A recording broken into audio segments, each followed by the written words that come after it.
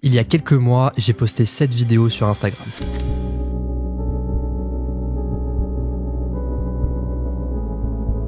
Dans cette vidéo, je montrais qu'on avait affiché mes premières vidéos devant toute ma promo d'HEC pour me tourner en ridicule, pour se foutre de ma gueule, pour m'humilier. Cette vidéo a accumulé plus de 1,6 million de vues et a provoqué des débats passionnés dans les commentaires. Des rires aux airs de troupeau, ça. C'est mes héros ta promo. Les gens en école de commerce sont des moutons qui pensent posséder le savoir. Partez de cet écosystème. Alors dans cette vidéo, je voulais revenir sur cet événement et vous partager exactement ce qu'il s'est passé. Car l'immense majorité des gens qui me suivent ne connaissent pas la vérité sur cette vidéo. Si je l'avais décidé, cette vidéo n'aurait jamais existé. Mais heureusement que je n'ai pas pris cette décision parce que c'est en partie grâce à elle que j'ai tout explosé dans le business par la suite et que j'ai pu générer plus de 400 000 € en quelques mois. Alors installe-toi confortablement et écoute bien cette histoire.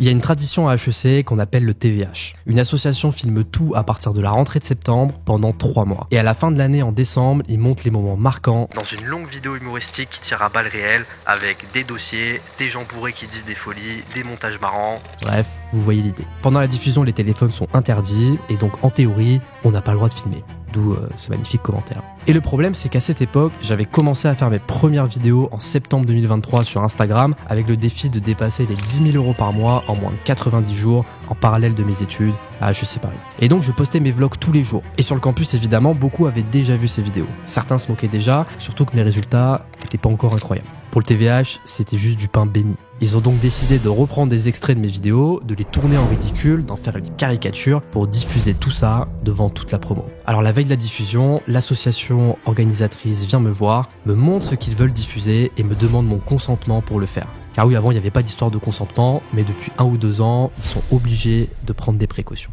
Et c'est ça que beaucoup n'ont pas compris, c'est qu'en réalité, j'ai donné mon accord pour que cette vidéo soit diffusée devant ces 500 personnes. J'aurais très bien pu dire non, éviter l'humiliation et continuer mon bout de chemin à l'abri des regards. Mais j'ai accepté à une condition, que je puisse filmer cette scène, alors que normalement c'est interdit. Ils ont accepté et c'est une personne de l'association elle-même qui a filmé l'extrait, en veillant à bien montrer qu'il y avait 500 personnes présentes qui regardaient la scène comme je lui avais demandé. Mais alors pourquoi j'ai donné mon consentement pour qu'on me tourne en ridicule comme ça? Alors il y a 2 raisons principales à ça. La première raison, c'est presque une raison philosophique, c'est que si j'avais refusé, ça aurait été un aveu de faiblesse. Ça aurait été une preuve que finalement, j'avais un peu honte de moi. J'avais un peu honte de ce que je faisais, de mon contenu, du business que j'avais lancé, que j'assumais pas vraiment. Et donc ça aurait été une forme d'aveu que je croyais pas en moi et au fait que ça allait marcher. Alors je voulais surtout pas laisser cette psychologie mortifère pénétrer mon cerveau. Cette mentalité, je ne pouvais pas, plus que ça, je ne voulais pas me l'autoriser. Parce que je voulais être convaincu à 100% que j'allais réussir. Donc la première raison, c'est juste ça. C'est de se dire, j'assume ce que je fais au quotidien, j'assume mes ambitions, j'assume mon choix, et c'est pas une petite vidéo qui va remettre en question mes convictions. Alors je vais même aller la voir avec tout le monde cette vidéo, sans l'éviter et la prendre avec autodérision. La deuxième raison qui m'a fait accepter, c'est que j'ai très vite compris que je pouvais utiliser cet événement d'un point de vue marketing.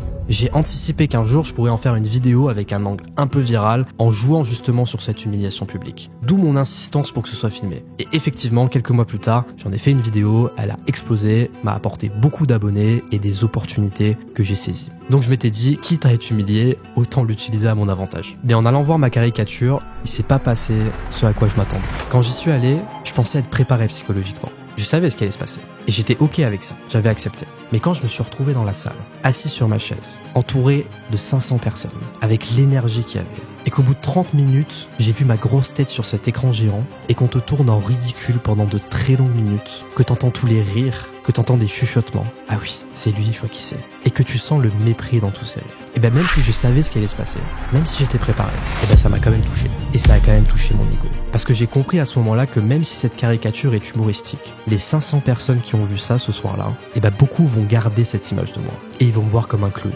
comme un mec qui essaye de faire l'influenceur, et qui est un peu gênant, qui est un peu cringe. Et pire, comme un mec qui joue à l'entrepreneur. Et donc, je m'étais pas rendu compte de ça au début, mais là, je me suis rendu compte qu'à chaque fois que j'allais croiser ces gens-là sur le campus, beaucoup allaient avoir cette image de moi. Cette image du mec du TVH, avec évidemment un certain mépris. Et paradoxalement, aujourd'hui, je suis très content que ce soit arrivé, car cet ultra choc mental que j'ai ressenti m'a donné une rage de vaincre indescriptible.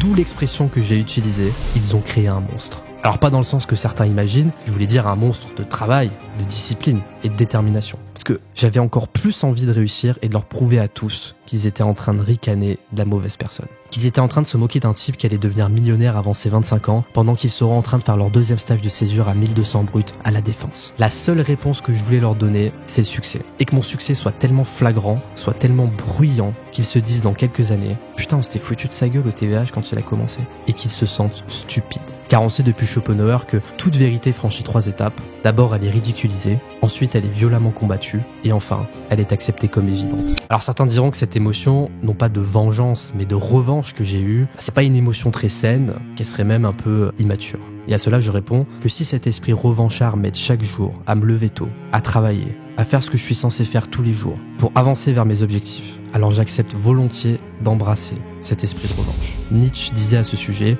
il faut avoir encore du chaos en soi pour accoucher d'une étoile dansante. Alors même si aujourd'hui avec le temps je m'en fiche un peu de ce qu'ils peuvent penser de moi, mais de me dire que je m'en fous pas, en fait ça m'aide à avancer. Alors pour finir cette vidéo, j'aimerais vous parler de Nassim Nicolas Taleb et de la thèse qu'il défend dans un de ses livres. Dans ce livre, il cherche l'exact opposé de la fragilité, et il ne la trouve pas. Car non, l'opposé de la fragilité, ce n'est pas la robustesse ou ce qui est résistant, car ce qui est robuste peut toujours se briser ou se casser, et donc il comporte un degré de fragilité en lui. Alors pour conceptualiser cet opposé, il définit le vrai opposé de la fragilité, l'antifragilité. L'antifragilité, c'est ce qui, sous l'effet d'un choc ou d'une perturbation extérieure, ne se contente pas d'encaisser comme quelque chose de résistant, mais qui se renforce, s'adapte, se nourrit de la perturbation pour grandir et s'améliorer. Si vous prenez une bougie et un feu de forêt, sous l'effet d'une même perturbation, le vent, eh bien la bougie s'éteint et le feu de forêt se renforce. La bougie est fragile, le feu de forêt est antifragile. Et finalement, quand on réfléchit un peu, c'est exactement l'alternative à laquelle j'ai fait face. Face à un événement extérieur, ici une forme d'humiliation publique, qui est peut-être pour certains un traumatisme, il y avait 2 types de réactions. Montrer ma fragilité, c'est-à-dire me laisser abattre et probablement finir par abandonner mon projet, beaucoup trop risible aux yeux du monde, et donc éteindre la bougie. Ou alors convertir cette énergie négative en carburant pour avancer, pour m'améliorer,